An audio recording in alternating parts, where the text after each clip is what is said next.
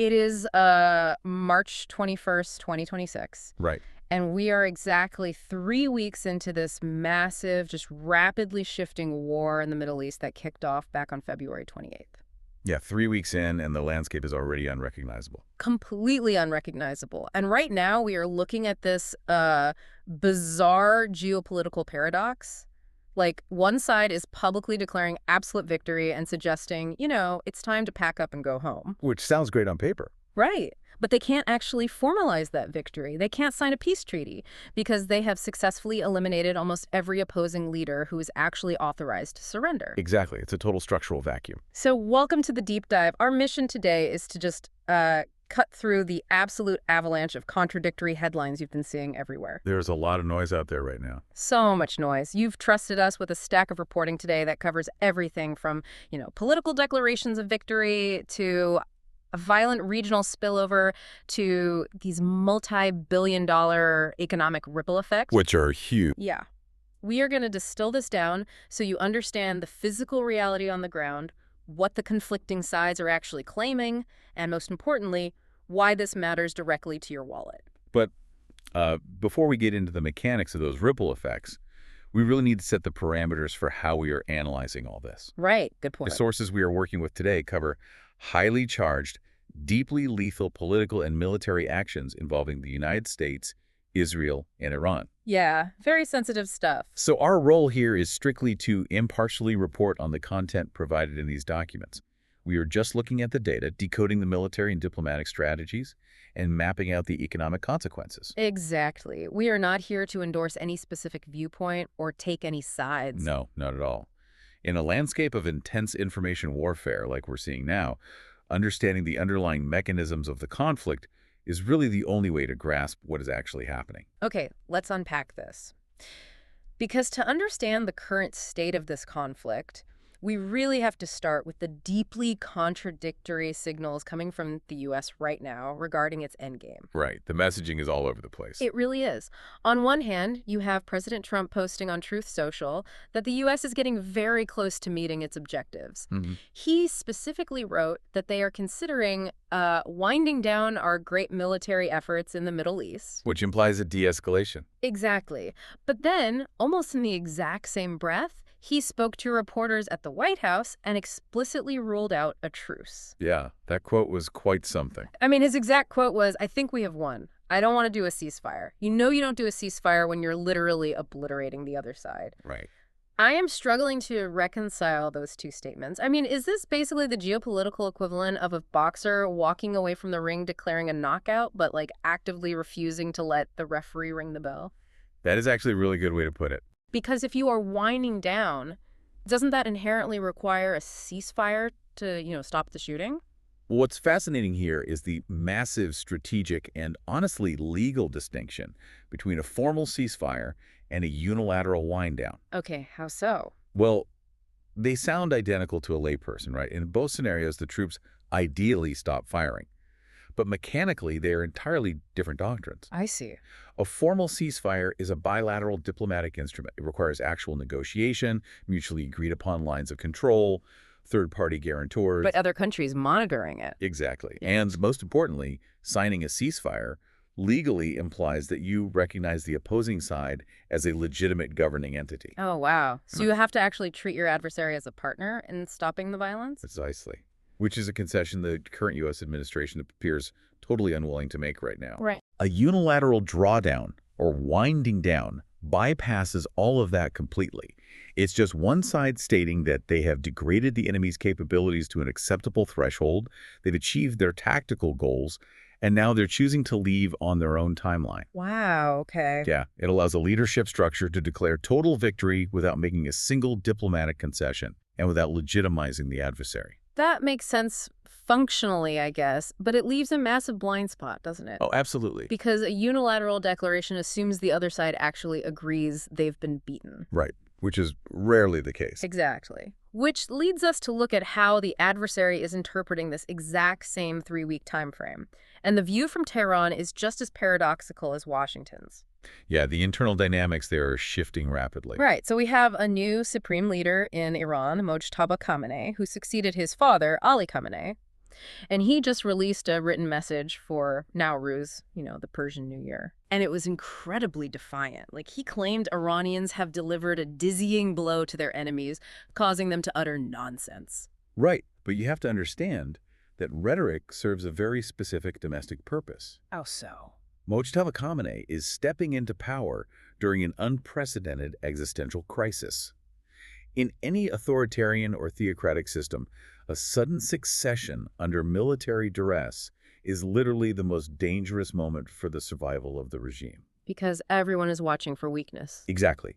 He has to project absolute impenetrable strength to his own populace and to his military apparatus just to prevent internal fracturing. Admitting defeat or showing weakness right now could invite a massive domestic challenge to his new authority. The problem, though, is that his broadcast doesn't match the physical reality the sources describe on the ground in Iran at all. Not even a little bit. Like, it was a completely muted Nowruz. Our sources mention loud blasts being heard in eastern and northern Tehran. Pavements that should have been, packed for holiday shopping were totally empty. Yeah, because people are fleeing. Right. Many residents have actively fled north to escape the strikes. And then you layer in another quote from Trump. Which one? He noted that the U.S. actually wants to talk to Iran, but in his words, there's nobody to talk to because of the killing of Iran's former supreme leader and other top officials. Right. So if the U.S. says there's literally no one left alive in the upper echelon to negotiate with, and the new Iranian leadership is broadcasting that they've dealt a dizzying blow, hasn't traditional diplomacy just completely evaporated? Oh, entirely. We are looking at a total structural collapse of diplomatic off-ramps here. It's terrifying. It is.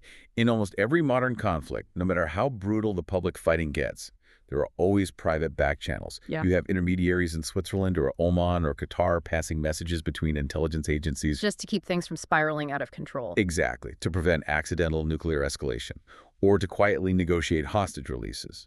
But back channels require authorization from the very top of a command structure. When you systematically eliminate the senior leadership of an adversary, you don't just degrade their military capability. You destroy the actual authorization chain for those back channels. Because the diplomats in Oman don't know who is actually giving the orders in Tehran anymore. And neither does the opposing military. That creates a massive vacuum. When private communication lines are severed, nations are forced to communicate through public, definitive declarations of victory. Or through physical violence. Exactly. There is no mechanism to verify intent, no way to de-escalate a simple misunderstanding, and no safety net. Both sides are flying blind, just acting on assumptions about the other's internal stability. And because that safety net is gone, the conflict is actively bleeding across regional borders right now. Like, it is no longer contained between just the U.S., Israel, and Iran. The spillover is happening very quickly. Yeah, let's look at the map from the sources. We have a staggering toll in Lebanon, where the Lebanese health ministry is reporting over 1,000 people dead from Israeli airstrikes targeting the Iranian ally Hezbollah. 1,000 dead in just a few weeks. Yeah. And then in Jerusalem, the Israeli military is blaming Iranian missile fragments for a blast right in the old city. And then there's Syria. Syria had largely avoided this specific war until Israel struck Syrian army camps in the south. And that specific strike immediately triggered Turkey to lash out at Israel. Right, calling it a dangerous escalation. Exactly, and urging the international community to intervene. So we've got 1,000 dead in Lebanon, blasts in Jerusalem, strikes in Syria, and furious warnings from Turkey. If we are seeing all this, is it even accurate for us to call this a U.S.-Iran war anymore? Well, if we connect this to the bigger picture, this forces us to examine the actual architecture of Iran's axis of resistance. Okay. Historically, Western observers tend to view proxy networks as a top-down hierarchy, like an army with generals in Tehran giving direct orders to soldiers in Lebanon or Yemen. Like a standard military structure. Right. But the mechanics are actually much closer to a decentralized franchise model. Yeah.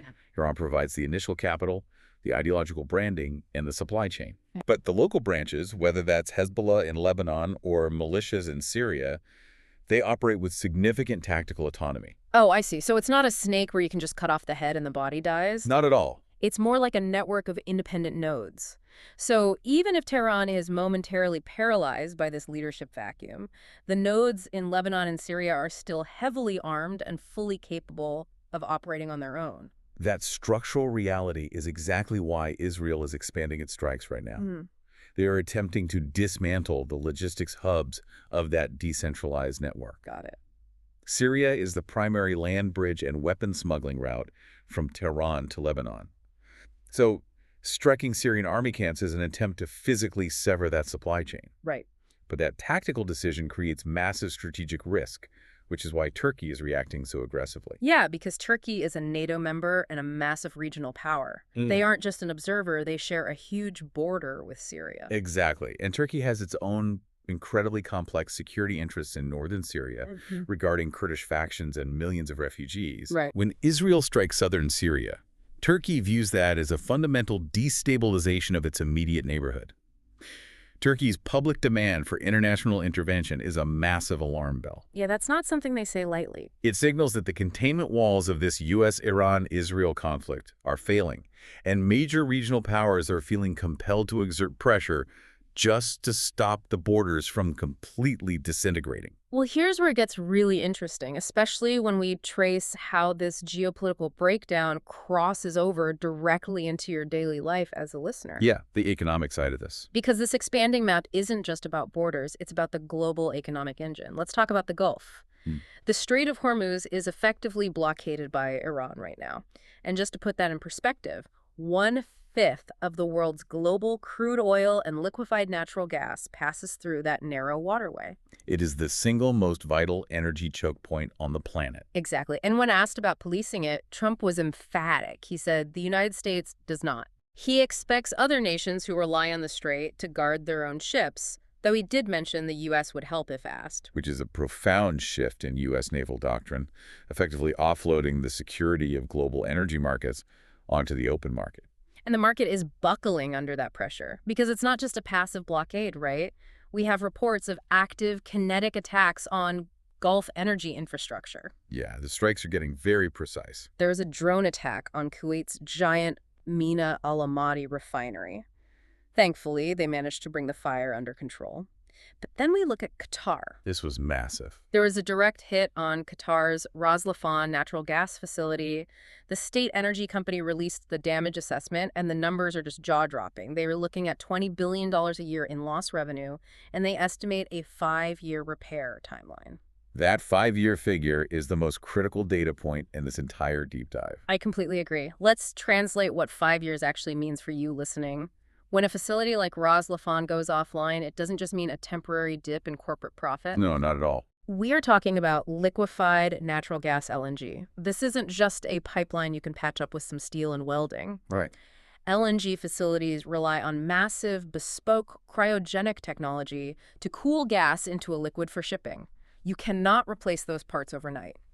A 5-year repair timeline means global energy markets are suddenly missing a massive chunk of their supply for half a decade. And the mechanics of how the global energy market responds to that kind of structural damage are brutal. It's immediate panic. Exactly. Most countries buy LNG on long-term contracts. When a supplier like Qatar suddenly cannot fulfill those contracts because their facility is literally a smoking crater, those buyer countries panic. Right. They have to keep their own power grids running, so they flood the spot market, which is the open market for immediate energy purchases. When you have dozens of desperate countries bidding against each other for a shrinking pool of available gas, the price skyrockets globally. And that price increase trickles down into absolutely everything. The cost to manufacture goods goes up. The cost to ship those goods goes up. Your personal heating bill goes up. It bakes a new layer of inflation into the global economy for years. And the financial markets are already pricing this in. We saw the S&P 500 drop 1.5% broadly, while Brent crude, the international benchmark for oil, shot up 3.3% to over $112 a barrel. Because financial markets do not react to what happened yesterday. They react to what they fear will happen tomorrow. Right. The spike to $112 a barrel isn't because the world literally ran out of oil this morning. It is a risk premium.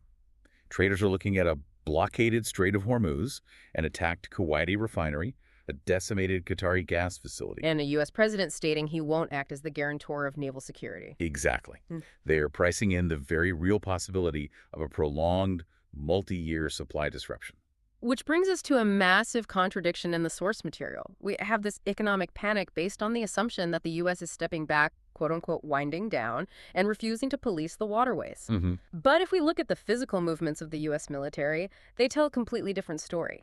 The actions on the ground are sharply contradicting the rhetoric in Washington. The gap between the stated political objectives And the kinetic military reality is vast right now. It really is. Let's look at the troops. Trump has repeatedly said he will not send U.S. ground troops into combat with Iran. Right. However, the Wall Street Journal is reporting that between 2,200 and 2,500 additional U.S. Marines are currently headed to the region. That's a significant deployment. And then there is the situation at Karg Island, which is Iran's primary oil export hub. U.S. forces launched strikes that Trump said totally obliterated all the military targets on the island, but they specifically intentionally avoided hitting the oil infrastructure itself. Which is very telling. Yeah. And following that, an Axios report leaks suggesting the U.S. might actually be planning an occupation or a blockade of Karg Island to force Iran to reopen the Strait of Hormuz. When Trump was asked directly about this Axios report, his response was simply, "I may have a plan or I may not." The ambiguity is intentional, but the physical maneuvers are highly calculated. But I have to push back on the logic here. How do you reconcile sending up to 2,500 Marines to a conflict zone while simultaneously insisting you don't want ground troops in combat? Right. And how does blowing up the air defenses of your enemy's main oil hub, hovering military assets over it, and leaking reports of an occupation fit into the narrative of winding down a war? It just sounds like active escalation. Well, this raises an important question about the mechanisms of coercion in modern warfare. What you're describing is a doctrine known as escalate to de-escalate. Escalate to de-escalate. Yes. It's utilizing extreme pressure tactics to force an adversary's hand without committing to total war. Let's break down the mechanics. Yeah. Moving 2,500 Marines into a theater isn't necessarily the precursor to a D-Day-style land invasion of Iran. That would require hundreds of thousands of troops. Well, 2,500 is a lot, but it's not an invading army. Exactly. Instead, it is a mechanism of force projection. It is placing a highly visible, incredibly lethal piece on the board to change the adversary's calculus. Oh, I see. It's a credible threat. You can't bluff an occupation if you don't actually have the personnel in the neighborhood to execute it. Precisely the point. Now, apply that logic to Karg Island. By obliterating the military defenses, the radar, the anti-aircraft batteries, but intentionally leaving the oil terminals fully intact, the U.S. is executing a demonstration strike. A warning shot. Right. They are sending a very specific, calibrated message to Tehran. We have completely removed the shield protecting your primary source of national income. We have the capability to destroy your economy in minutes, and we are choosing not to pull the trigger today. Wow. It's essentially taking the oil infrastructure hostage. Yes. You hold a gun to the head of their economy, and then you leak a report to Axios saying you might just occupy the island instead of blowing it up. And Trump's comment, "I may have a plan or I may not," that just maximizes the psychological pressure. It forces Iranian leadership into an impossible dilemma. The goal of hovering over Karg Island isn't necessarily to steal the oil. The goal is to use the terrifying threat of losing that oil to force Iran to lift its own blockade of the Strait of Hormuz. Wow. It is using the threat of massive asymmetric military escalation to force the adversary to de-escalate their economic warfare. But it is an incredibly high-wire act. Because if it goes wrong... Right. If the adversary miscalculates or calls the bluff, the only remaining option is to follow through on the threat, which triggers a global economic catastrophe. So what does this all mean? If we step back and synthesize all the sources we've walked through today, we have a situation where the rhetorical claims of victory and winding down are basically functioning as a political smokescreen. That's a fair assessment. And the reality beneath that smoke is a landscape where the traditional mechanisms of diplomacy have been physically dismantled because the leaders authorized to negotiate are simply gone. They've been eliminated? Right.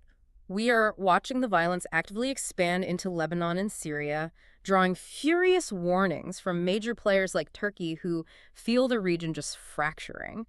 And we are witnessing severe physical destruction of global energy infrastructure like Qatar's Ras Al Khaimah facility that is actively jolting the stock market and driving up the price of oil because the damage will take half a decade to repair. The physical reality of the destruction has just completely outpaced the political narrative of the resolution. The structural damage to both the diplomatic channels and the economic infrastructure cannot be fixed with a press conference. Which leaves us with a final lingering thought for you to take away today. We started by looking at a side wanting to declare victory and walk away. Right. But if traditional diplomacy is truly dead because the back channels have been eradicated. Well, I mean, eradicate it, right? And if a single drone strike on a liquefied natural gas facility creates an economic shockwave that takes 5 years and tens of billions of dollars to stabilize, Even if every single gun went silent tomorrow morning, has the actual timeline of this war already been extended deep into the next decade? The geopolitical reality is that the consequences of these 3 weeks have already fundamentally altered the economic and security architecture of the region for years to come. Thank you so much for joining us on this incredibly complex deep dive. The headlines are only going to get louder and more contradictory from here, so keep questioning what you read, keep looking for the mechanisms behind the claims, and we will catch you next time.